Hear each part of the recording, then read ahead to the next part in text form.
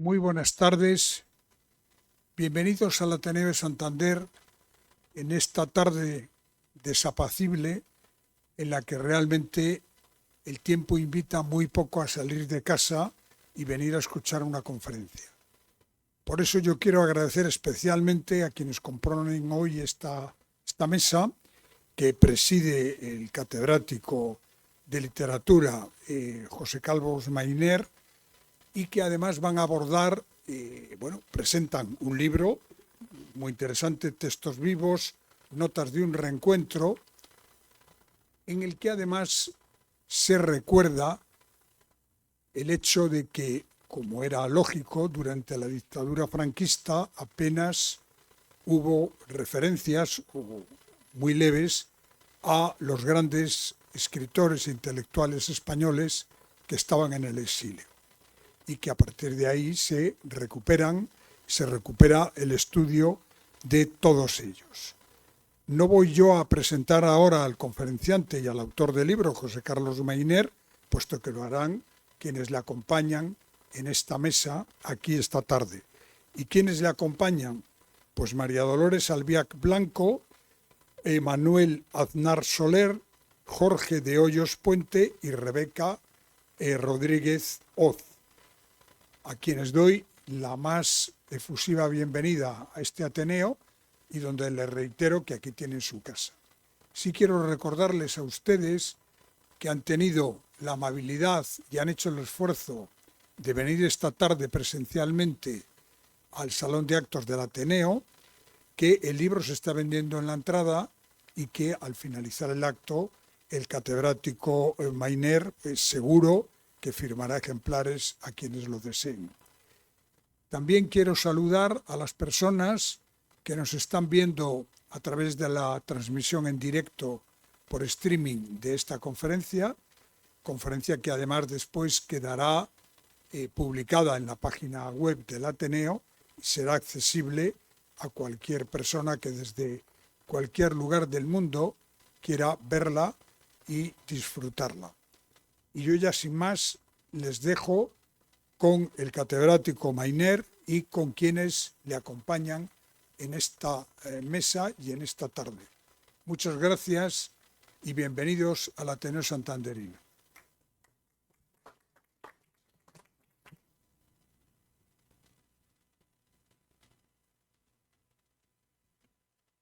Muy buenas tardes a todos. Muchas gracias por venir. Muchas gracias también al presidente de esta casa por su invitación.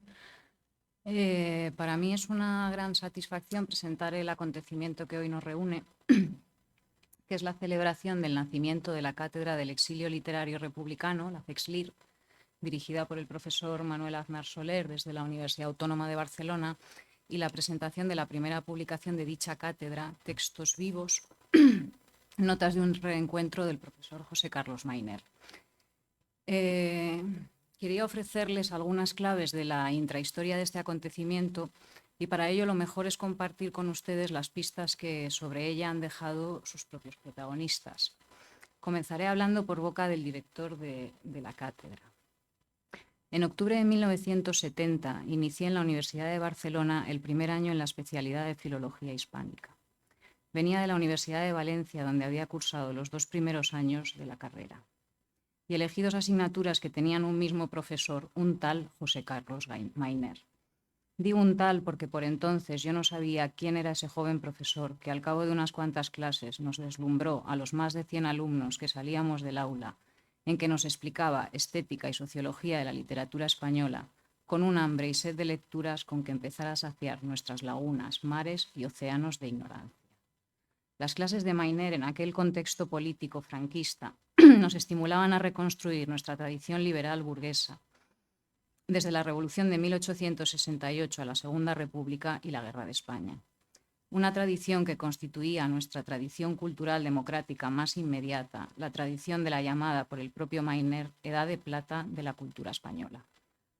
En octubre de 1970, sin embargo, la tradición liberal burguesa no era precisamente la tradición que mayor interés suscitaba a algunos estudiantes antifranquistas que entre huelgas y manifestaciones permanentes apenas asistíamos a clase porque no nos interesaba el saber académico dominante. pero las clases de José Carlos Mayner eran una excepción. Una característica de mi generación ha sido la ausencia de maestros. Digo maestro y me refiero a esa condición que pocas personas poseen y que se mide por la capacidad de transmitir no solo conocimiento, sino también valores, actitudes, gustos, ideas, convicciones, calidades.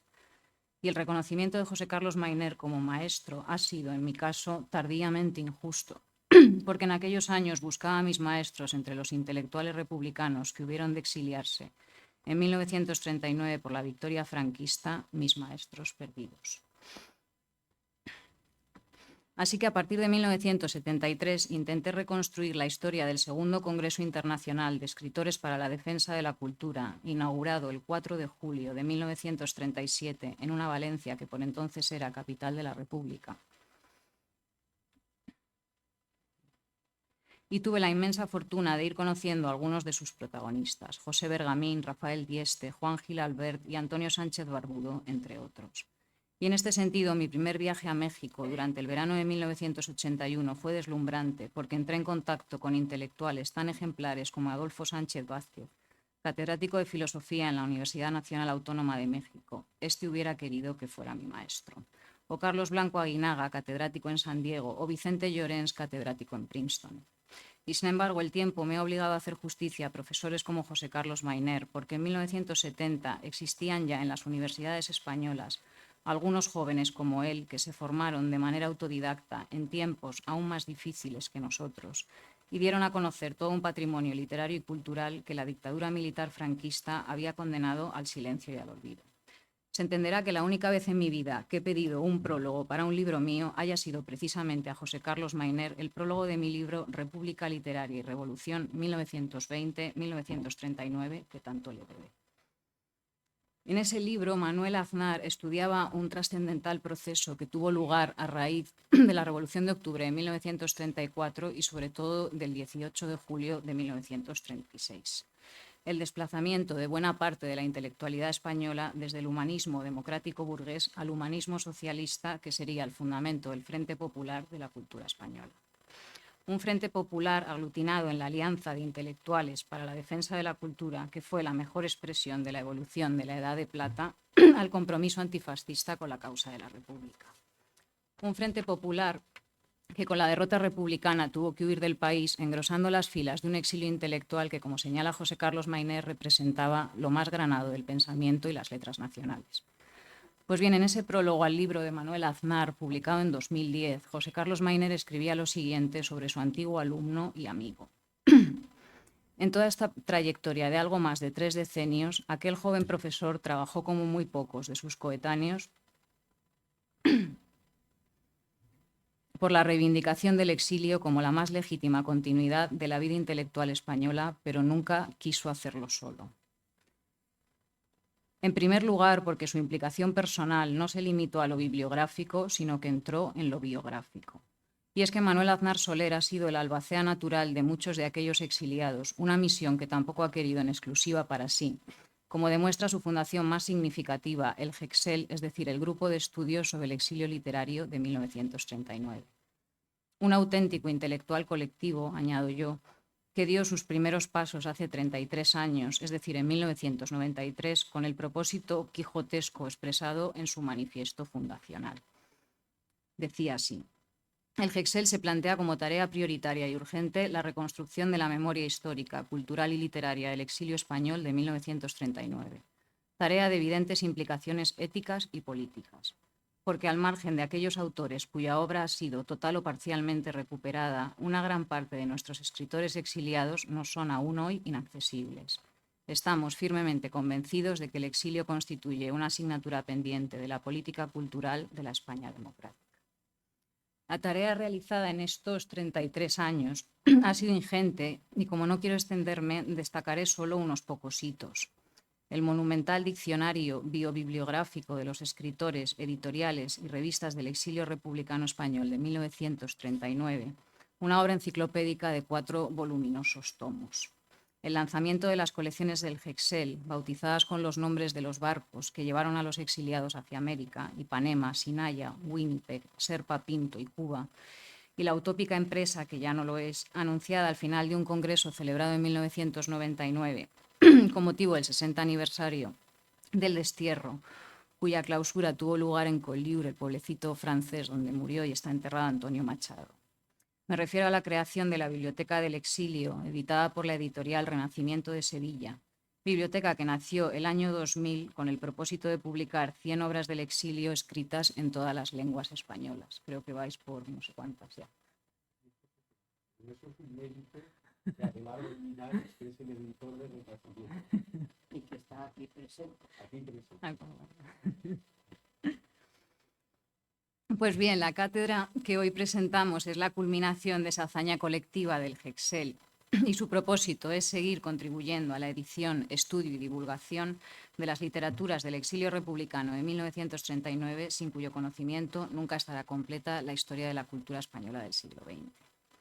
Y no es de extrañar, después de lo afirmado por Manuel Aznar, que su primera publicación sea Textos vivos, notas de un reencuentro, una antología de estudios sobre algunos de los grandes escritores del exilio republicano, escritos desde 1965 por su maestro y amigo, el profesor Mayner. Presentar a José Carlos Mayner sin monopolizar todo el tiempo del que disponemos es una tarea imposible. Solo puedo decir que la historia y la historiografía de la literatura española en castellano de los siglos XX y XXI no serían lo que son sin la labor incansable, a más de 60 años de dedicación, del profesor Mayner, a quien no es exagerado definir como el estudioso más influyente de la disciplina durante el último medio siglo. Y ello es así tanto por su condición de maestro, que él rechaza, de la escuela que ha fijado el canon literario imperante, la heredera de la tradición nacional liberal, como por su ingente labor investigadora consagrada con especial entusiasmo a la historia cultural de la Edad de Plata. Un marbete que no ha dejado de ganar popularidad desde que publicara la que quizás sea su obra más emblemática, La Edad de Plata, ensayo de interpretación de un proceso cultural. Una obra, por cierto, en la que Santander y su Ateneo jugaron algún papel, como explicaba el propio autor en su primera edición de 1975. Cito: el tema y su específico tratamiento nacieron en diferentes cursos profesados en la universidad, a los que asistió Manuel Aznar, y más tarde en sendas conferencias que dicté en los Ateneos de Santander y Málaga, ambas en la primavera de 1974. En esa primera edición, el periodo estudiado abarcaba los años 1902-1931, dejando fuera, por tanto, la etapa de la Segunda República y la Guerra Civil. Pero en la ampliación que Mayner emprendió para su nueva edición de 1981, el maestro se convirtió en alumno porque hizo caso de una reseña crítica en la que Manuel Aznar señalaba que ese libro espléndido por tantos conceptos tenía por única limitación no prolongarse hasta 1939. Y Mayner rectificó incluyendo un capítulo final dedicado al periodo 1931-1939 que seguía la evolución de la Edad de Plata al Frente Popular de la Cultura Española. Y ese mismo esfuerzo de integración de nuestras dos grandes tradiciones democráticas, la liberal y la republicano-marxista, es la que subyace a la cátedra del exilio literario. Pues no en vano, la publicación que seguirá esta primera de José Carlos Mayner estará dedicada a la memoria de Carlos Blanco Aguinaga, representante de la segunda generación del exilio republicano, la de quienes tuvieron que huir de España siendo niños e hicieron su obra fuera. De manera que hoy celebramos dos esfuerzos de integración, el que inicia la CEXLIR y el realizado por José Carlos Mayner al congregar en su extensísima obra el homenaje a la tradición nacional liberal y el rescate del patrimonio del exilio republicano de 1939. Y ahora, aunque ya lo ha hecho el presidente, quisiera presentar a la tercera coprotagonista de este acontecimiento, María Dolores Albiach, profesora de Literatura Española en las Universidades Central y Autónoma de Barcelona, La Laguna y Zaragoza. Y digo coprotagonista porque compartió ese encuentro y reencuentro con el exilio republicano con su marido, José Carlos Mayner. Y también al otro invitado a este acto, Jorge de Hoyos Puente, doctor en Historia por la Universidad de Cantabria, con una tesis sobre las culturas políticas del exilio republicano en México y profesor del Departamento de Historia Contemporánea de la UNED. Y ahora ya, sin más dilación, le doy la palabra a Manuel Aznar Soler. Bueno, pues lo primero,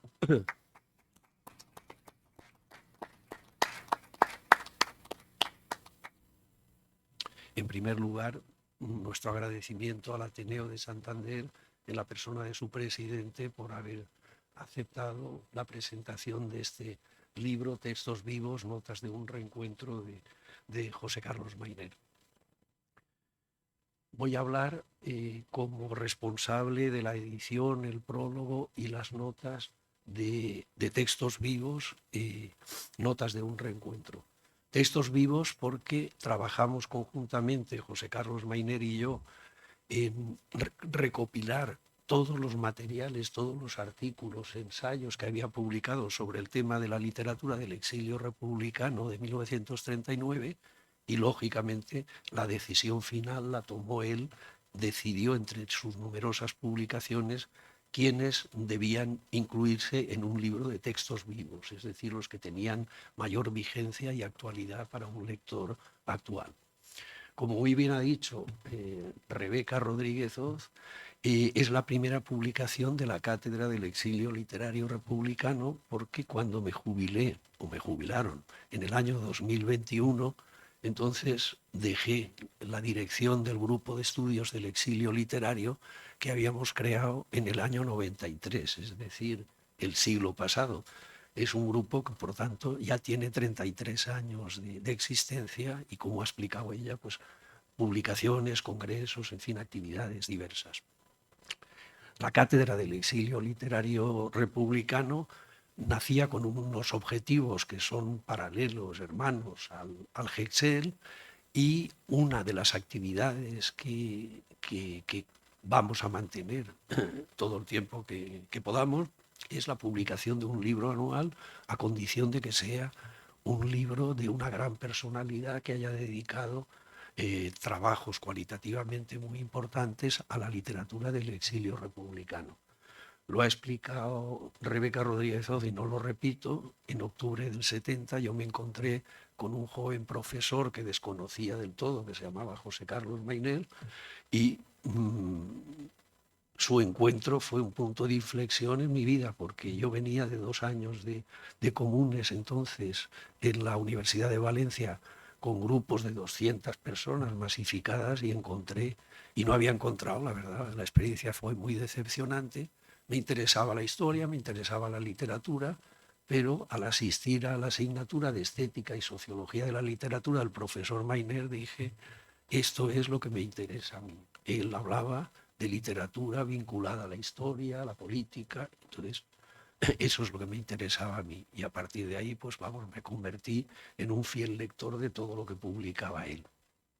Has hablado muy bien de los maestros perdidos, ¿no? Y en un principio yo en Valencia pues ya me interesaban estos temas, y allá descubrí un autor, me descubrieron un autor en la Universidad de Valencia que tenía un nombre muy raro, pero que decían que era valenciano.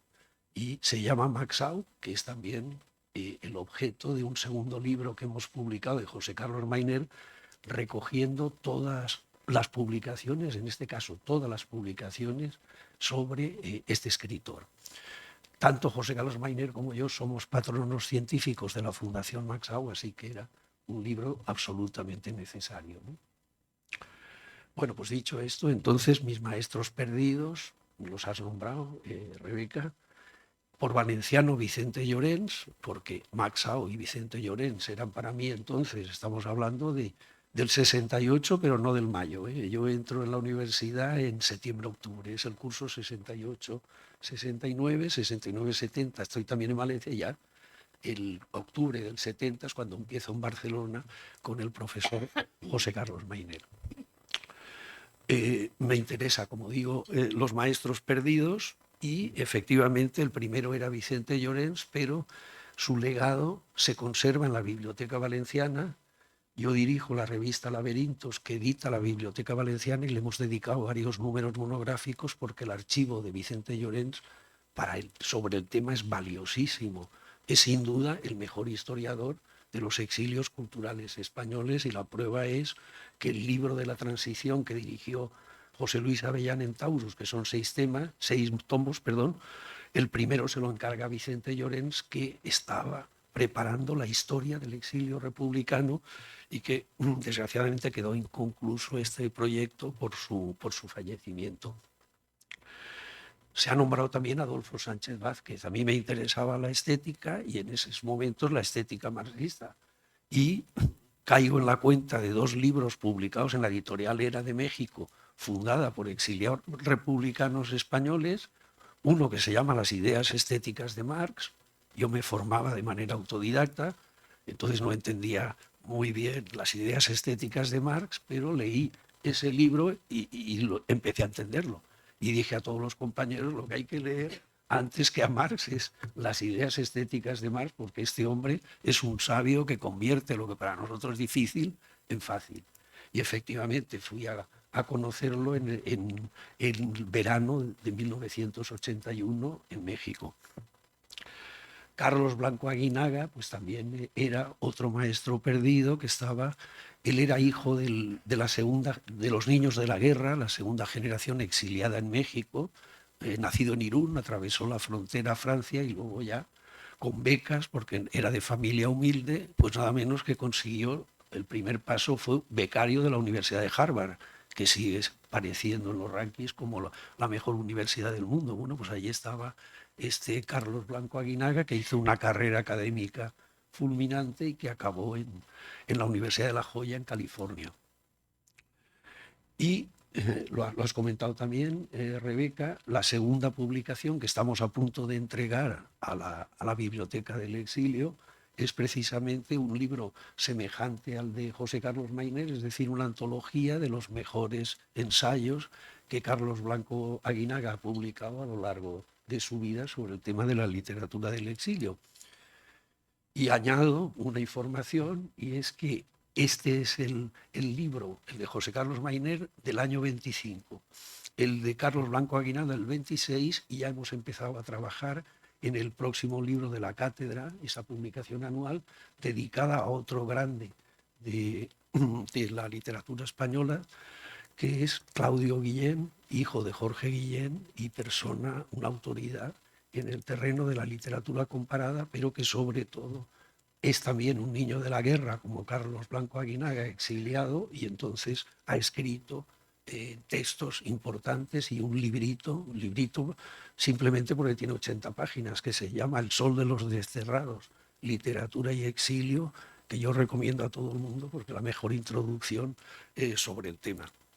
Bueno, y acabo entonces explicando muy brevemente la edición, las notas y el epílogo de esa selección. Yo me he limitado, a partir de la decisión de José Carlos Mayner de editar los textos, y me parece que su lectura responde a el título que le dio de textos vivos. Son, me parece, textos de una gran calidad. Bueno, lógicamente, tratándose de José Carlos Mayner, el rigor científico, la claridad expositiva, pues están garantizados. Y luego, en un epílogo, que es parte de lo que Rebeca ha comentado, entonces explico, digamos, el proceso de edición del libro y por qué he elegido yo como primera publicación de la cátedra precisamente a José Carlos Mayner. Y es el reconocimiento, como has dicho tú, muy bien, tardío porque yo estaba obsesionado con la idea de que mis maestros estaban fuera sin darme cuenta de que mi maestro había sido y el que me había enfocado tanto mi concepto de la literatura. Me enseñó a leer José Carlos Mayner, como tenía que esa mirada que me enseñó él, que yo proyectaba hacia afuera, proyectarla hacia adentro y reconocerlo como mi maestro. Así que naturalmente el libro constituye un homenaje de la cátedra y un homenaje personal a quien ha sido mi maestro y a lo largo de los años pues también amigo. Así que muchas gracias.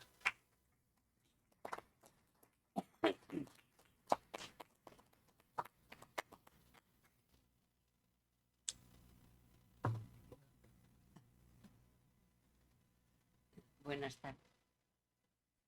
Buenas tardes. Mi presencia en esta mesa es no un tanto, sino un mucho la presencia de un convidado de piedra. Con una sola diferencia, el convidado de piedra no habla y yo voy a tomar la palabra. Digo lo del convidado de piedra porque, a pesar de que he conocido muy bien el exilio en mis propias carnes, porque gran parte de la familia de mi padre tuvo que marchar al exilio y prácticamente todos ellos se han quedado ya allí, como suele ser achaque bastante común, sino porque he leído la literatura de los exiliados, la que escribieron antes de tenerse que exiliar y la de después. Y porque también he leído a aquellos que han trabajado sobre literatura del exilio y el exilio. Pero yo no me he dedicado a investigar directamente sobre este tema, porque mis trabajos fundamentalmente han versado en, inicialmente, el modernismo español finisecular y sobre todo el siglo XVIII. Ahora bien, hay algo que quiero ahora agradecer públicamente al profesor Aznar, y es que él, creando un grupo que trabajaba y que ha creado una cátedra sobre el exilio, ha demostrado algo que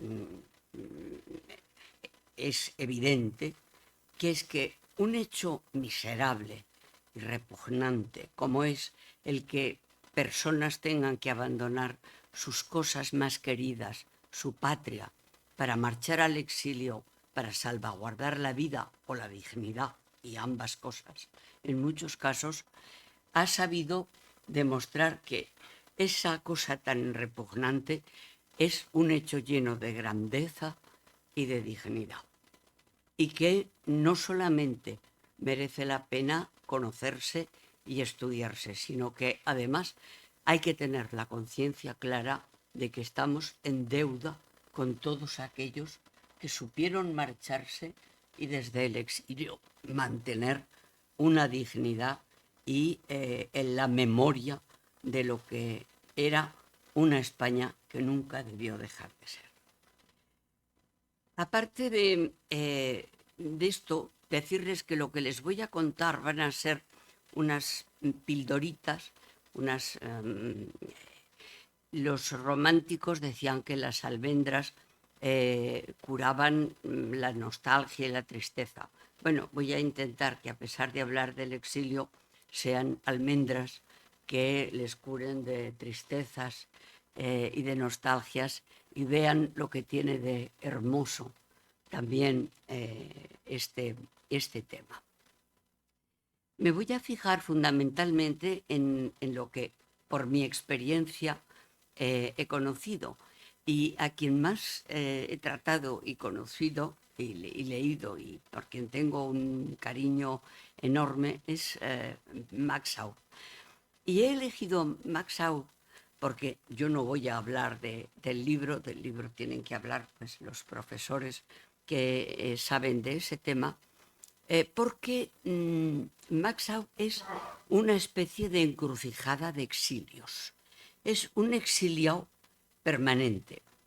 Para empezar, Max es un hispano-mexicano, judío de origen, franco-alemán y nacido en París.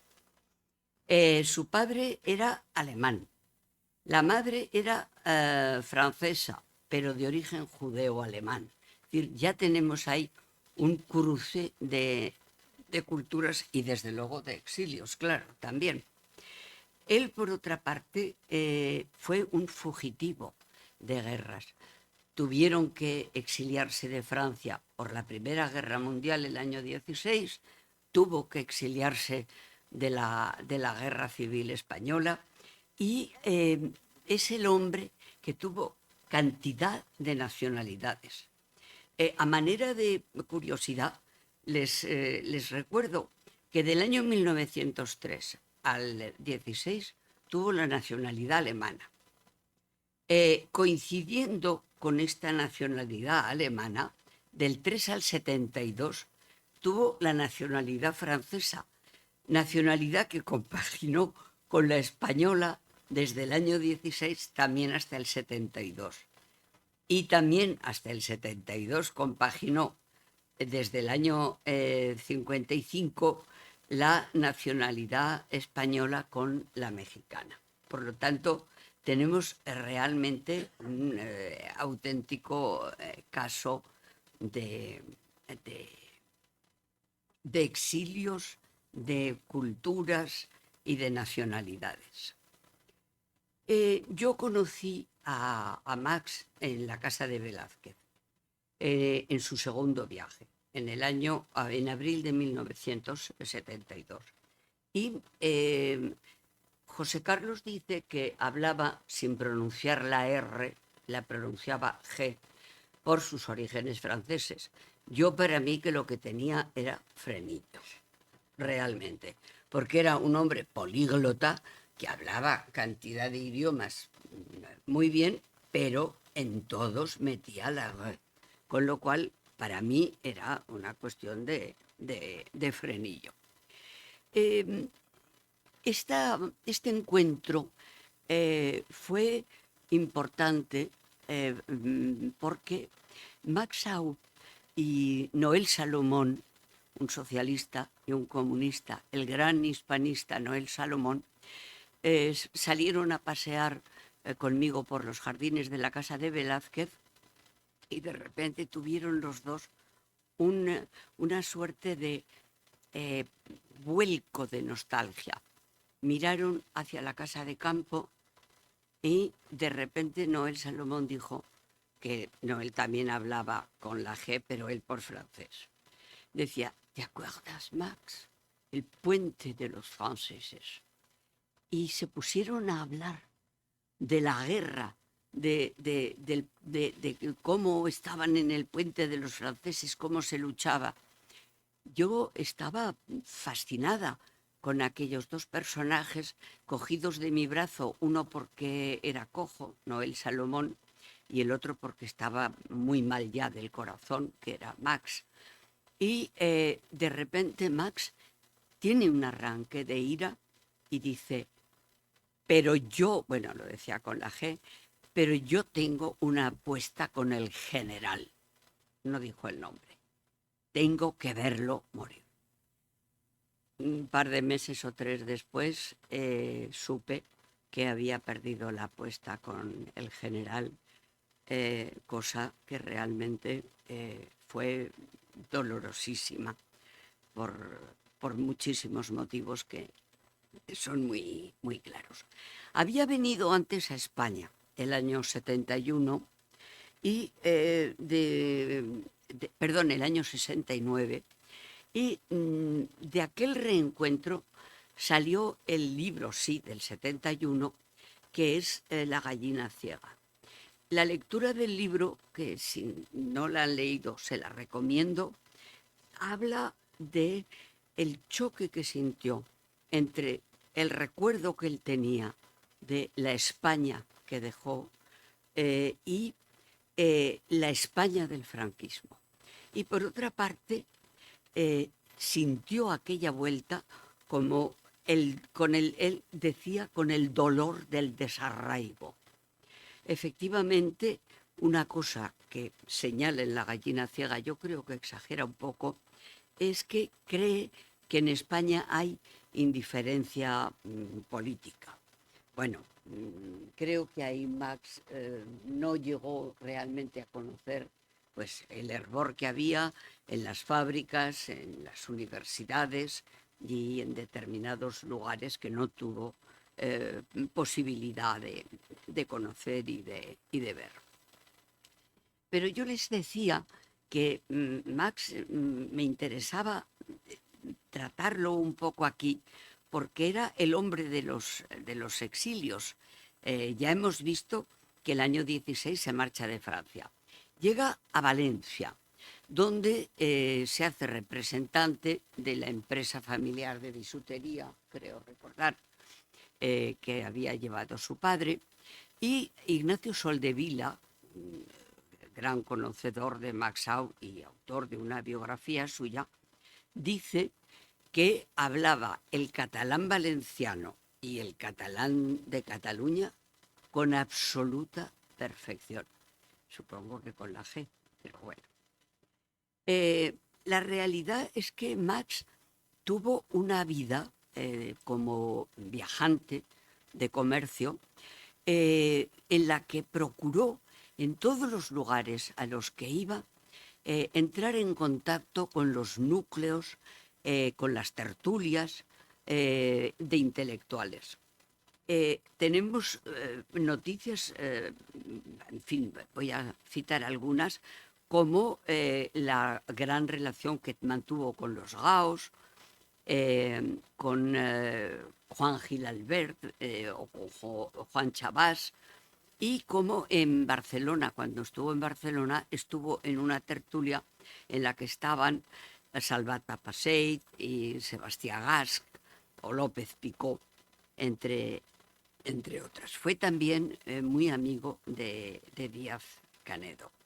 Y el año 26 casó con una maestra y modista, Perpetua Barjau se llamaba, que según me contó Elena Au, una de las 3 hijas, la superviviente que había tenido Max con Perpetua, la madre, que era de convicciones socialistas, lo impulsó, y en el año 1928 Max Au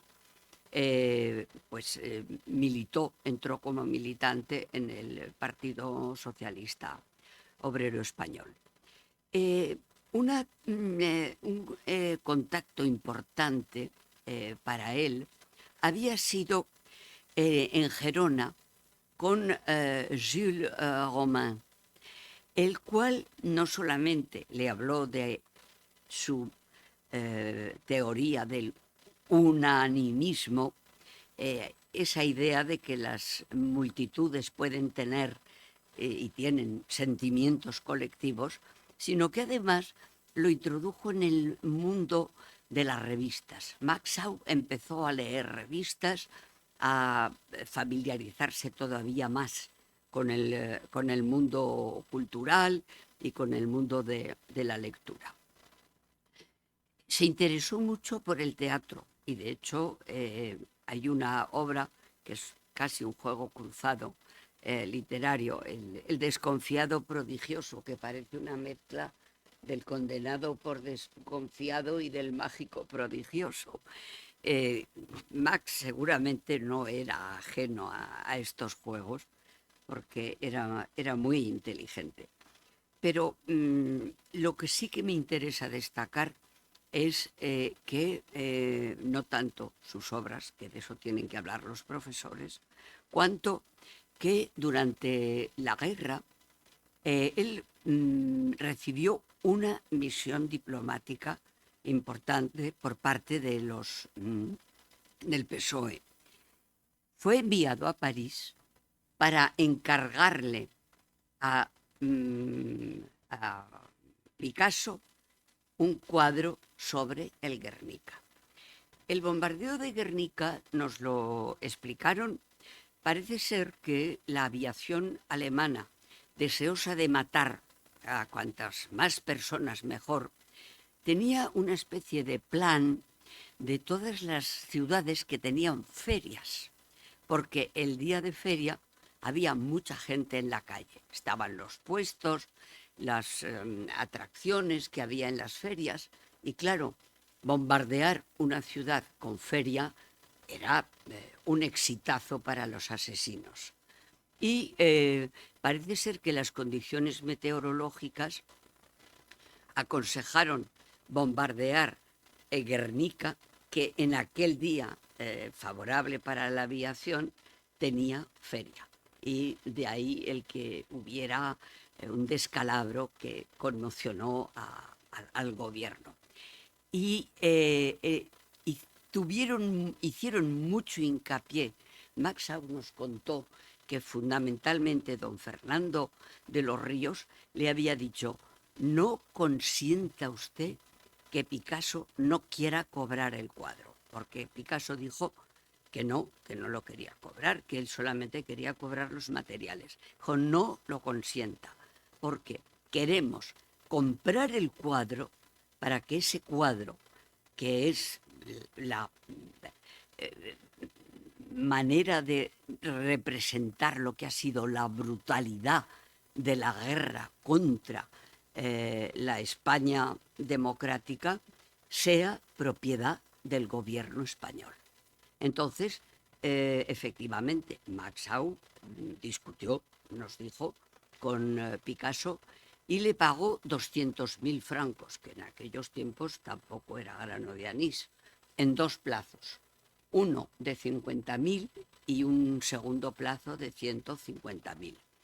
El tener esas facturas fue precisamente lo que le permitió a Javier Tusell y al ministerio, el gobierno de entonces, poder demostrar ante el MoMA y ante el que lo quisiera saber que efectivamente existían las facturas, que el cuadro era del gobierno español y que ya no había franco, porque Picasso añadió un codicilo, y es que el Guernica no volviera a España hasta que en España no hubiera un gobierno democrático como el gobierno que se lo había comprado. Así que esa fue la historia del pago del Guernica. En el año 38 él trabajó con Malraux en la preparación de la película Sierra de Teruel, que como ustedes saben terminó de montar en París, y la película se basa en la obra precisamente del autor L'Espoir, la esperanza. No voy a hablar ya sino de que en el año 40 fue detenido, internado en el Roland Garros, efectivamente, el campo de Roland Garros, acusado de comunista, cosa que nunca fue, y como buen socialista, cuando se leen sus memorias, se ve que hay algún zarpazo a los comunistas, cosa que por su parte los comunistas también les pasa con los socialistas. De allí pasó, y ese es el segundo encuentro de Max con alguien de mi familia, pasó al campo de concentración de Le Vernet, en el Ariège, en el sur de Francia, y allí coincidió con un primo de mi padre, que estaba también preso en ese campo de concentración. De allí lo mandaron a Marsella, donde volvieron a detenerlo, de nuevo con acusación grave. Lo deportaron a Argelia, donde escribió un bellísimo libro de poemas desgarradores que yo les recomiendo, el diario de Djelfa, que es el nombre de la ciudad en la que él estuvo preso. El año 42 pudo llegar a Casablanca, y ahí le gastamos una broma, José Carlos y yo, en el Museo Lázaro Galdeano, porque le dijimos, bueno, pero cuando fue usted a Casablanca, eso ya tenía que ver con Humphrey Bogart y Ingrid Bergman. Y nos dijo, con la sorna que tenía Max, dice, sí, pero desgraciadamente cuando yo llegué, dice, ya se había ido Ingrid Bergman. Así que no pudo encontrarse con ella. Se exilió en el Sherpa Pinto, el famoso portugués que había recorrido África de cabo a rabo. Según nos contó el propio Maxau, fue a Veracruz, y allí continuó una guerra de escritor, casi contra sí mismo, porque es increíble la cantidad y la calidad de obras que en el exilio, enfermo, porque no era un hombre de gran salud, pudo realizar en las condiciones durísimas en las que le tocó vivir. Quiero añadir 2 notas finales. Una es que él era muy amigo de Luis Buñuel, y el año que lo conocimos, y el año de su muerte, nos dijo, voy a ir a París porque voy a salir en una película que está rodando Luis Buñuel. Era El discreto encanto de la burguesía. Y le preguntamos, ¿y de qué va? ¿De qué? Porque ya para entonces ya lo tuteábamos. ¿Y de qué vas a hacer? Y dijo, de difunto. No fue a París y no fue él el que en efecto hace de difunto en El discreto encanto de la burguesía, pero yo no puedo. Pásame el libro si no te importa. Un momentito, sí. No, este. Quiero. Siempre que veo El discreto encanto de la burguesía y veo al moribundo, me imagino a Max. Quiero terminar con una pequeña nota que doble de José Carlos Mayner y de Max Aub. José Carlos dice que en el encuentro aquel de la casa de Velázquez, dice, mi mujer y yo le habíamos llevado un ejemplar de la edición de sus novelas escogidas, con prólogo y notas de Manuel Tuñón de Lara, para que se la dedicara a mi suegro, Santiago Albiach, lector voraz y hombre de convicciones progresistas, y escribió unas líneas que ahora tengo ante mi vista porque el volumen ha acabado en la biblioteca de casa. Y cito a Max. Para Santiago Albiach, de Max Aub. Tal vez en la identidad lejana, pero evidente, de los apellidos, se halle la raíz de la simpatía que siento por sus hijos. Con un abrazo, Max Aub. Permítanme que me despida y les agradezca a ustedes su paciencia con la pequeña emoción de saber que Max Aub escribió que nos tenía siempre. Carlos Llano.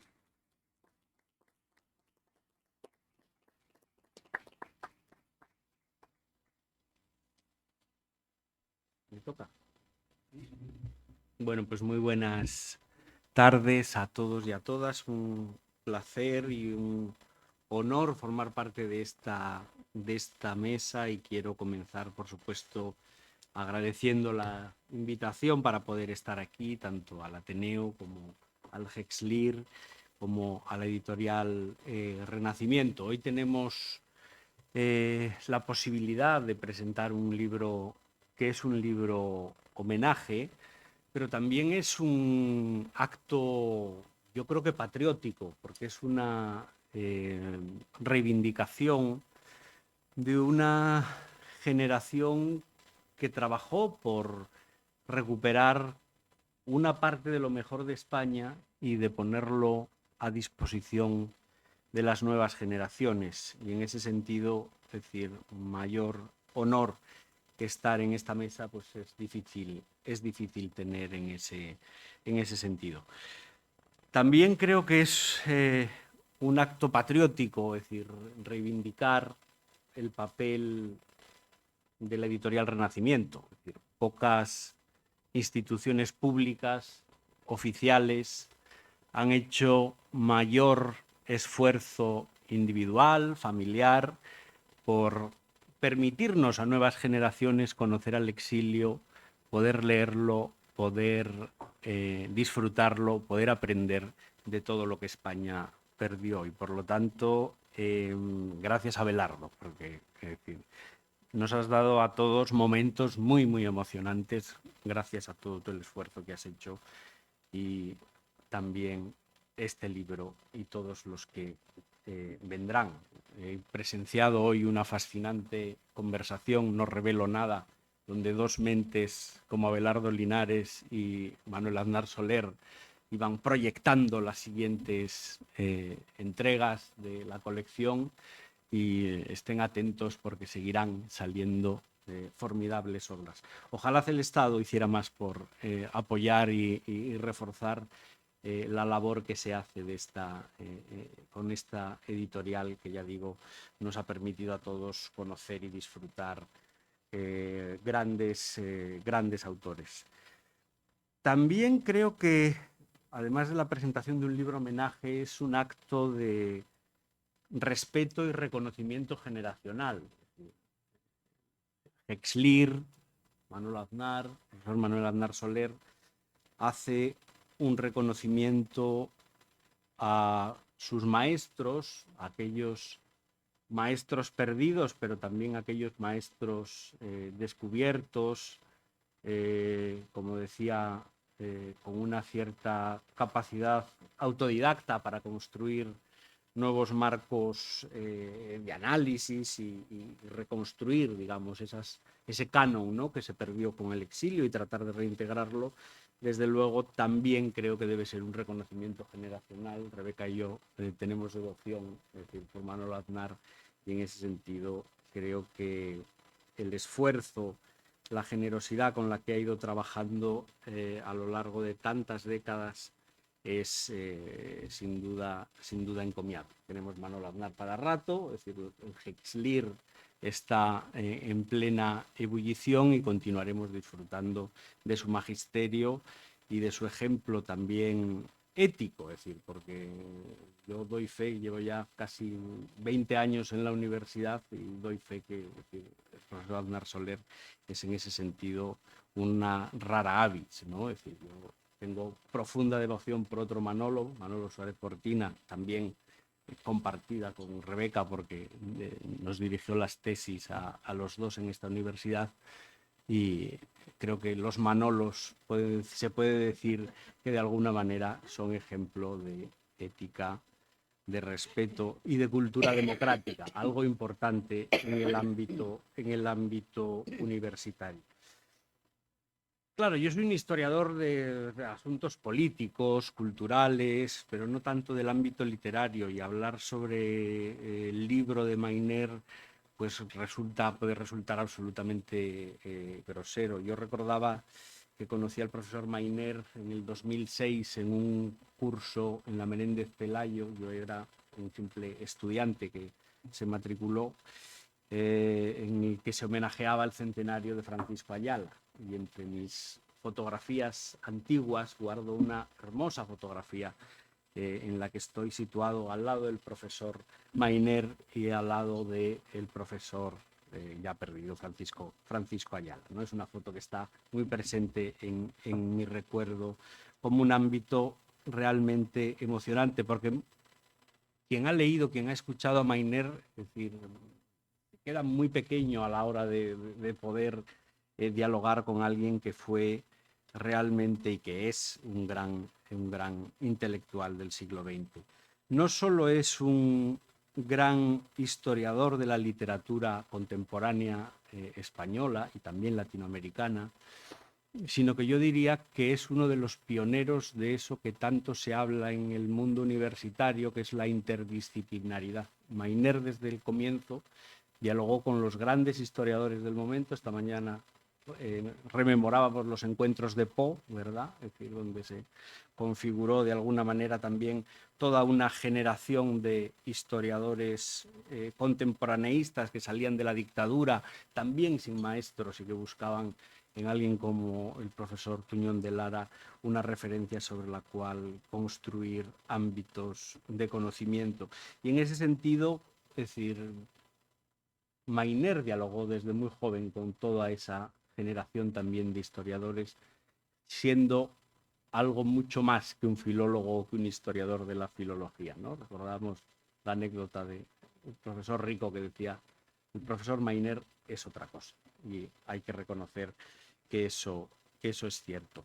Hablo un poco del libro, es decir, que es también lo que me han encargado, es decir, para señalar de alguna manera que es una gran aportación, no solo como un magnífico primer manual de instrucciones para aquellos que quieran acercarse a lo mejor de la literatura del exilio, es decir, ya disponible gracias a gran parte de Editorial Renacimiento, pero es decir, todavía desconocido para el público en general. Este libro es una muy buena lectura para hacer una entrada a esa explicación de las principales claves en torno a la configuración de toda esa narrativa de la diáspora republicana. Pero también es útil para aquellos que vayan a abordar la propia biografía intelectual de Mayner, es decir, porque en el fondo la organización cronológica de los textos, desde la más tierna juventud, porque el profesor Mayner empezó a escribir prácticamente en pañales, se puede decir, nos permite ver el proceso de descubrimiento de esos exiliados, en ocasiones con una cierta inocencia que luego va sofisticando a la hora de la propia conocimiento, ¿no? Es decir, el proceso de descubrir a esos autores y el proceso también de dialogar con ellos, porque Mayner tuvo suerte en ese sentido. Mayner empezó a escribir sobre ellos y ellos le respondieron. Y ellos buscaron el diálogo con Mayner porque alguien desde España se acordaba de ellos, se interesaba por ellos y fue capaz, yo creo que de disfrutar de la amistad de muchos, como Lola también nos ha contado en ese sentido.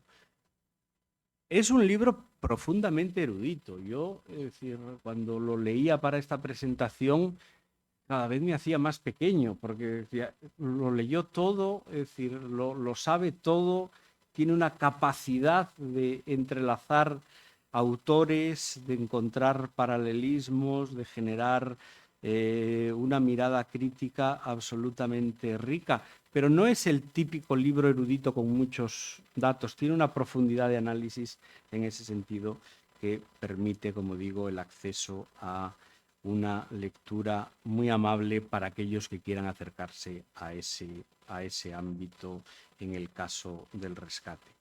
Por lo tanto, recomiendo la propia lectura compra y la lectura del libro, por supuesto, porque ya digo, no solo es un reconocimiento de un maestro a sus maestros o a su maestro, sino también es una invitación a que generacionalmente siga existiendo la posibilidad de mantener el diálogo y de generar esa humanidad en torno a un tema que todavía sigue estando pendiente en la historia de España. El exilio la herida del exilio republicano no podrá cerrarse hasta que no seamos capaces de poder integrar toda la dimensión cultural que España perdió. Y en ese sentido, este es un magnífico libro para iniciarse en esa lectura.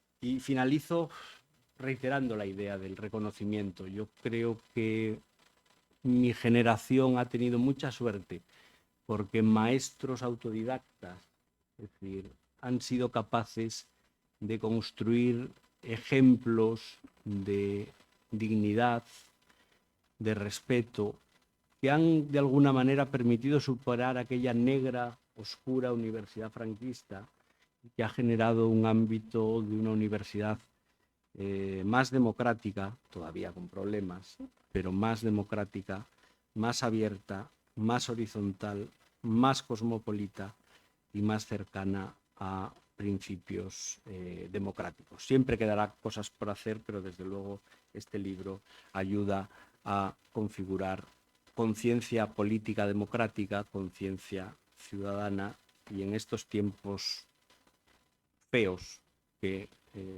vivimos es un libro patriótico, necesario y imprescindible. Y me callo porque Mayner tiene la palabra.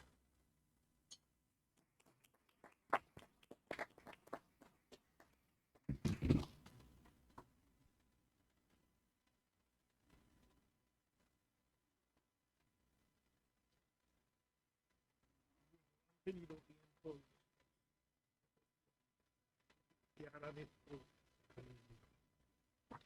en estas intervenciones que agradezco tanto. Habrán tenido ustedes tiempo de reconocer los primeros pasos por el mundo de la cultura, de la historia cultural de un personaje como yo, que no tenía en principio ninguna decisión de especialista, que era un gran lector, sí, un lector masivo, pero que en un momento determinado orientó, y creo que en ese sentido pues hice algo que podía valer y ser representativo, empezó mi trabajo sobre los escritores del exilio.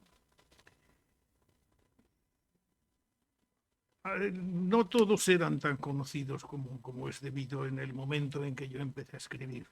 Algunos sí, por supuesto, como Juan Ramón Jiménez, particularmente, cuyo premio Nobel fue un memorable mentís a la idea de un raquitismo en la literatura desarrollada bajo el franquismo. Otros consolidaron una trayectoria que se había iniciado ya tímidamente y casi espontáneamente desde un principio por editores atrevidos y demás, que luego han venido a ser indispensables.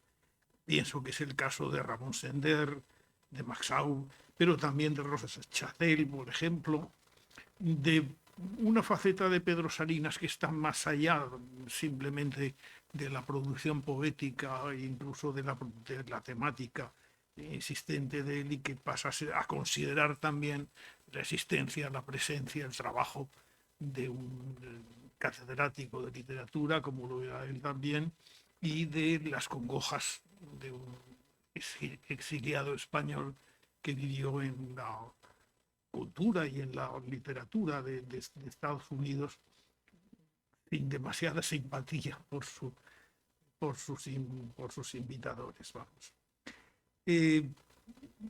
Rosa Chacel, Pedro Salinas, seguía diciendo, Rafael Alberti, muy particularmente. Rafael Alberti era el caso de ubicuidad de trabajos, de compromisos personales, de literaturas, etcétera. Pero estaban también Rosa Chacel, decía que estaba Pedro Salinas, Rafael Alberti, María Zambrano, Luis Cernuda, José Moreno Villa, Arturo Barea. En algún momento u otro he llegado a tener la suerte de conocer a la mayoría de ellos, y realmente lo que gana indudablemente en su presencia es el reconocimiento de su dignidad mantenida largo tiempo. Ya saben ustedes que la mayoría de los exiliados españoles se establecieron en América, en las dos Américas, lo cual da lugar, por otra parte, a visiones distintas muchas veces del mundo cultural y de la propia escritura. Y de ellos los que más estuvieron en Hispanoamérica, en la zona de hispanoamericana, de la cultura americana, en Santiago de Chile, en Puerto Rico, en Buenos Aires, realmente modificaron muchos de los paradigmas de la vida cultural que había entonces. Pero entre tanto, y eso era el tema importante y el tema que yo también quería abordar, era que todavía en aquel momento, y estamos hablando de hace unos cuantos lustros, pero no demasiados, en España los libros y universidades pasaban por encima de la literatura sin ser conocida y luego reconocida. Mi maestro José Manuel Blecua fue el primero que me habló de una manera literal, cuando yo todavía era un estudiante de últimos cursos de la carrera cursada en Barcelona. Fue el primero, digo, que me acercó al mundo de la literatura escrita por españoles y publicada y dirigida inevitablemente, claro, al nuevo público, al público americano, sin que ello significara que dejaran atrás el mundo que habían olvidado y que sería en cualquier caso siempre el mundo suyo, formando un complejo, ese complejo que siempre es la mezcla de dos culturas que son, por otra parte, paralelas, que han nacido del mismo tronco y que están ahí. Pero la realidad es que en España los libros y las universidades silenciaban esa literatura del exilio que tardó tantos años en ser conocida. A pesar de que yo tuve, por ejemplo, en la Universidad de Zaragoza mi primer gran profesor, y lo era, don Francisco Indurain, a pesar de estar él allí y de saber, como yo supe con el tiempo, que era un hombre que conocía muy bien y de primera mano la literatura del exilio, pues lo cierto es que la literatura del exilio no aparecía en ningún lugar de los programas que teníamos en las clases de literatura. También posiblemente porque no había manera de encontrar los libros de la literatura republicana, salvo si había un más o menos atrevido librero que traía unos cuantos y los iba introduciendo con los amigos o con la gente que conocían, teniendo cuidado, por supuesto, de saber a quién vendían el libro de cada uno, ¿no? En España los libros y las universidades durante muchísimo tiempo rechazaron, incluso con el silencio, simplemente, esa literatura que tardó años en ser reconocida y luego reconocida. En ese reconocimiento, yo, que era en aquel momento un intelectual pues muy bisoño en todos los sentidos, creo que ayudé en alguna medida, y otros mucho más peritos en aquel momento en la materia completaron lo que no sabíamos todavía. Los libros y las universidades las habían silenciado, decía, como entidades, pero las gentes no. Los que había dentro, los profesores, José Manuel Blecua, por ejemplo, y con él doy un caso que me parece muy particular. José Manuel Blecua sí lo sabía y me enseñó a saber de los escritores, de estos escritores, a través de esa convivencia emocional que en el fondo hace tanta falta para escribir de la literatura ajena, en definitiva. Otro tanto debo a José Luis Cano. José Luis Cano era el director, sí, digo bien, secretario de la revista Ínsula. Y la revista Ínsula fue un lugar donde aparecieron por primera vez muchos trabajos sobre la nueva literatura que se iba publicando. Y fue un regalo por parte del profesor Blecua el ponerme en contacto con José Luis Cano, que pronto fue alguien que un viaje a Madrid, una tertulia en una revista, etcétera, siempre proporcionaba nuevos encuentros, nuevas vicisitudes literarias, en definitiva, lo que iba a ser en principio la configuración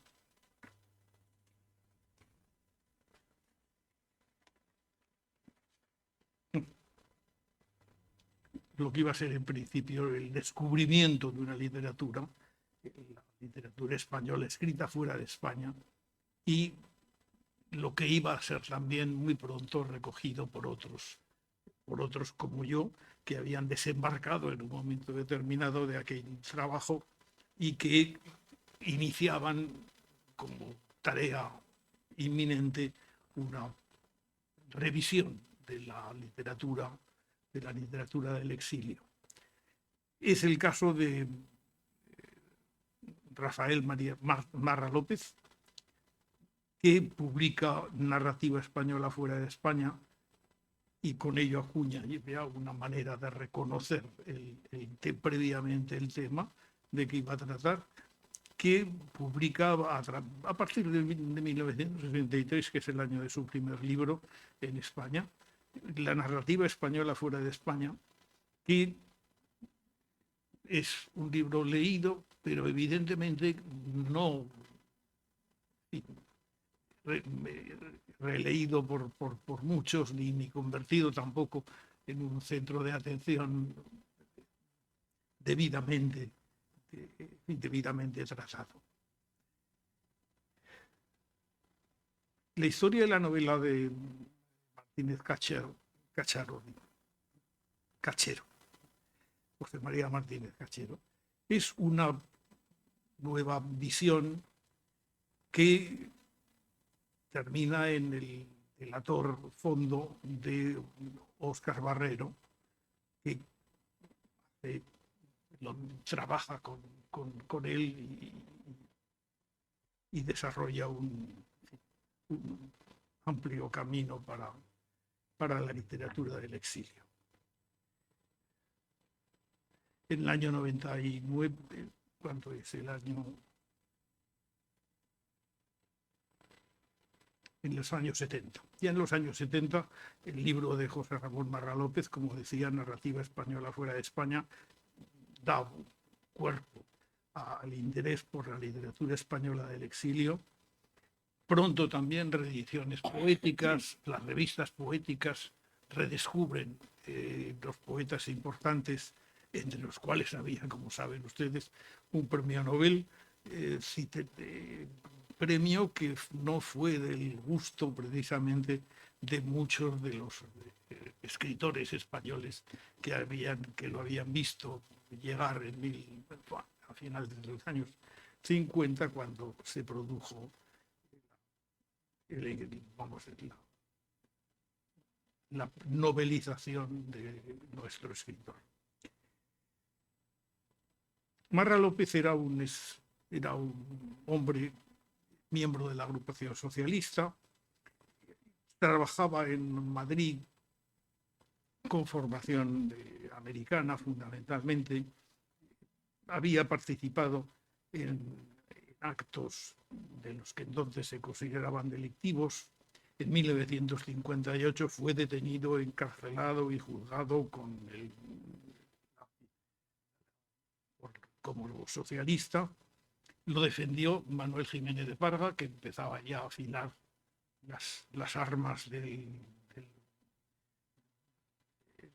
abogado que iba después a estar en la defensa de tantos otros escritores. Pudo salir del presidio, pero es significativo, y no se suele decir, que Marra López volvió a América inevitablemente, siguió trabajando, luego volvió otra vez a España, pero ya su vida había cambiado enteramente y murió en circunstancias harto desdichadas en su última visita a su país de origen. Se le encontró muerto en las escaleras del metro de Madrid y realmente no ha habido, es una noticia que no parece que escandalizara demasiado a nadie, ni que haya tenido demasiada huella después. Bueno, pues en este libro mío, que muchos compañeros de mesa ya conocen y han leído, se recogen páginas de las que intentaron establecer una interpretación colectiva, general, diríamos hoy, de un trabajo que entendiera globalmente literatura del exilio. Posiblemente es imposible incluso, seguramente tampoco es ni siquiera excesivamente científico, agrupar a los escritores por sensaciones o por vivencias que han tenido a lo largo de su existencia. Pero algo de eso había que hacer, evidentemente, con unos escritores tan desdeñados, tan desconocidos, sobre todo, que el desdén no es quizá el mejor de los tratos. El desconocimiento, indudablemente, lo es mucho más cuando el desdén se mezcla, llega a ser absoluto, ¿no? con respecto a todo. La mayoría de las gentes que yo supe incitar o quisieron ser incitadas por los programas de trabajo que yo más o menos iba teniendo pensados, y otros también, por supuesto, ni que decir tiene, creo que tuvo su resultado al fin y al cabo. Una mejor vida cultural española, el testimonio de aquellos años turbios cuando ya se hizo más público, más ostensible, también puso esto en un primer plano, pero no deja de ser curioso que muchos años después, todavía hoy pueda parecer algo exótico, un campo peculiar en el estudio de la literatura española, el que haya de añadirse obligatoriamente la condición de destierro. Bueno, pues yo he trabajado muchos años en esto, me lo he pasado muy bien por otra parte, no tengo por qué ocultarlo. Me ha servido esto en un principio, ya muy lejos, en el conocimiento de Lola, de mi mujer, hoy, una lectora voraz y penetrante para el análisis de los libros, de la parte, digamos, más afectiva de los libros. Debe mucho mi trabajo a la insistencia, a la presencia, a la actividad y la intuición de Manuel Aznar Soler, de quien solo bueno se puede decir. Y luego las cosas que han ido viniendo después y que seguirán viniendo cuando nos encontramos ante una cátedra de exilio literario republicano en Barcelona, en la Universidad de Barcelona, cuando se trabaja ya en el trabajo editorial, en el conocimiento editorial de Abelardo Linares, pues, realmente nada mejor puede ocurrir y nada más puede ayudar a entrar y a desarrollarse enteramente el campo de los estudios literarios sobre el exilio, de los que estamos hablando ahora y de los que pienso que tenemos que seguir hablando mucho más todavía. Yo les agradezco mucho a ustedes su presencia aquí. En este casino yo di unas conferencias hace ya mucho tiempo, que fue una de las primeras cosas más importantes que se me encargaron cuando todavía yo era un jovenzano, y es un recuerdo que no quería dejar pasar por alto, por si alguien todavía podía recordar aquella invitación que me hizo en ese momento el casino.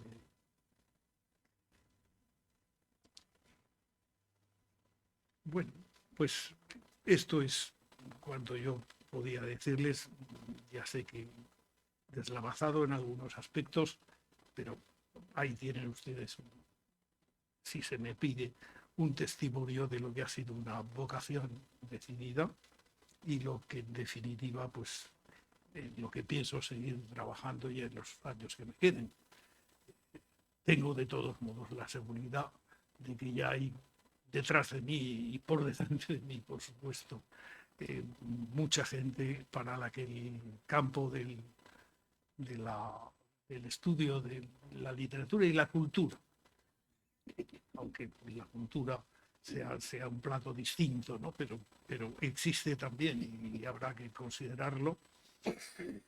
Ese campo está en el mejor de sus momentos y creo que va a conocer un inicio de siglo realmente feliz. Les agradezco mucho a ustedes el que hayan venido aquí a este acto y, en fin, y esperemos que sigamos leyendo libros, viendo trabajos nuevos, reconociendo cosas y, en definitiva, sabiendo de nosotros mismos lo que todavía no sabemos del todo, a lo mejor. Muchísimas gracias por su presencia.